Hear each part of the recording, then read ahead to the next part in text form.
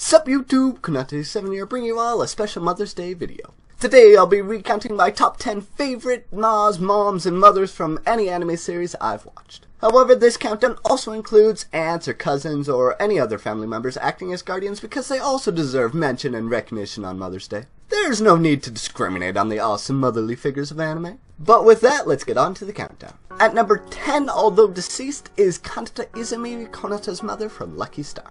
Kanata doesn't really play a prominent role in the anime, but with her, one of the most touching scenes in Lucky Star happened. It was a scene in an episode where Kanata came back to Konata and her husband Jiro, and she just observed them having a typical family sort of fun times. She comments on Konata's growth, and her frustration in not being able to partake in any of these things is just so heartbreaking. And just from this one short scene, it's evident how much Kanata truly loves her family, even if she can't exist there with them. Oh, Lucky Star, why are you so sad? At number 9, we have Marika's aunt, Yokanaki Izumi from Rin no Lagrange. Not Madoka Magica, a different Madoka. That's right, she is Madoka's cousin, but just hear me out. Yoka is Madoka's pillar of strength. She acts similar to that as a mother for Madoka, as she is the one support for her and the one who cares for her the most. Additionally, Yoka was the one who started the school jersey club, which was what inspired the young Madoka to follow in her footsteps. And even throughout the show, the jersey club plays a very prominent role in how Madoka acts and feels, which was all inspired by the love, support, and strength Yoko gave to Madoka. So I think she deserves some obvious recognition. At number 8, Junko Kaname, the other Madoka's mother. Junko is a very funny character. She's a businesswoman who's often also drunk. Some of her funniest lines in the show come up when she's in serious conversations with Madoka and she just goes off on a tangent talking about drinking and alcohol just casually. Even still, her and Madoka are extremely close, and it's obvious she loves and cares for Madoka greatly. Junko wants Madoka to grow up to be what she wants to be, and Junko just encourages her accordingly. And ultimately, she trusts fully in Madoka. So when Madoka tells her mom that she has something to do on Walpurgis night, her mom lets her go. On a less heavy note, at number 7 is Blaster Rika, Mariko's mother from Moretsu Space Pirates. Rika was a freaking space pirate. And in having been one, she encourages, supports, and advises Marika, as Marika just suddenly becomes captain of the Benten Maru. And the Benten Maru was previously Ririka's ship, because remember, Ririka's a freaking space pirate. Rika gets some awesome flashes from the past where it shows her being strong, fierce, and ready to pirate. And she attempts to pass on these space-type pirate traits to the young Marika with unfortunately limited success. But come on, if your mom's a freaking badass space pirate, that's pretty damn awesome. At number 6 is Yurika Yasuka, Mahiro's mother from Nahire Nyako-san. Mahiro's mom is a freaking riot. She is just hilarious. She just lets 3 deities move in with her son, and she ignores practically every innuendo or comment by the trio. Ironically, she also works part-time as a deity hunter, as well as being an avid gamer and a skilled fighter. Unlike her son, she also utilizes forks as her primary weapon. Yurika is just an all-around badass. She's hilarious, she kicks ass, and she just comes and goes as she pleases.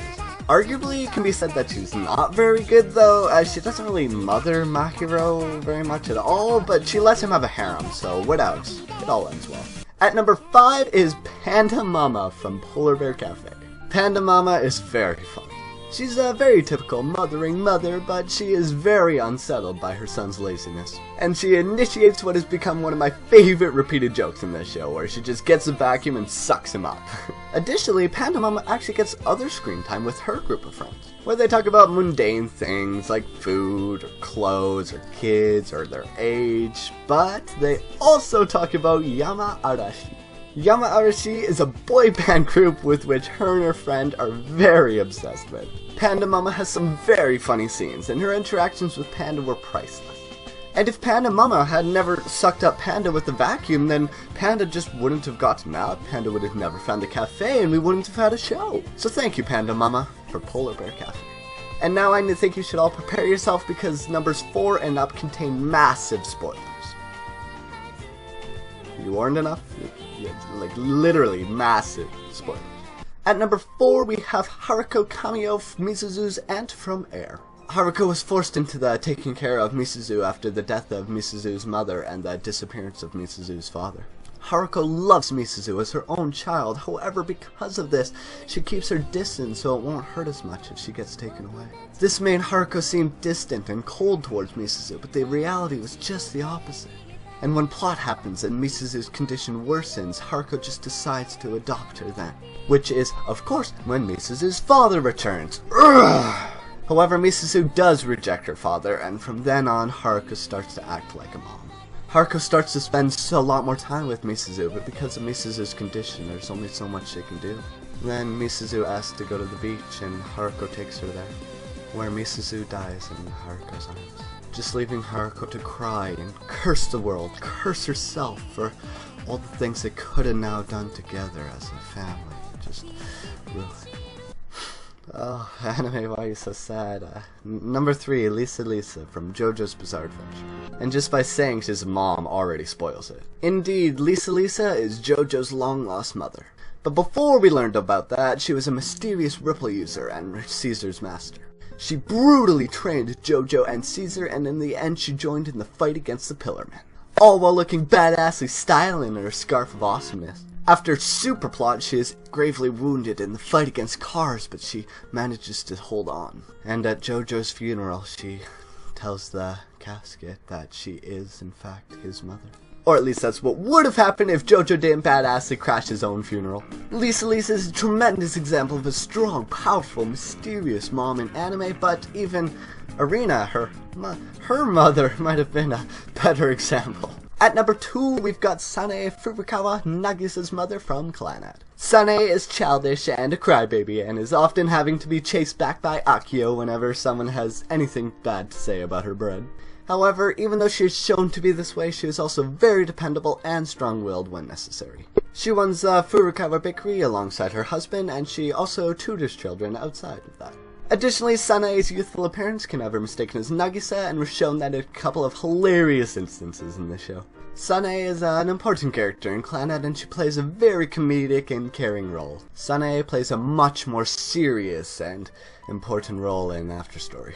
In After Story, she comes to Tomio's aid while Nagisa's sick and accompanies him when he needs it, especially during Nagisa's pregnancy. Sanae is a tremendously strong character. She's supportive and dependable when Tomio is unable to be. Also, she was responsible for the reconciliation of Tomoya and Ushio at the Flower Cape trip. Sanae deeply cares for and loves Nagisa, Tomio, and Ushio, and she is just an incredibly strong mother. However, at number 1, we have Hana from Wolf Children. Hana, as a 19-year-old in college, falls in love with a wolfman. They start dating, they get married, and they give birth to 2 children, Yuki and Ame. Unfortunately, he dies, which leaves Hana to take care of Ame and Yuki alone.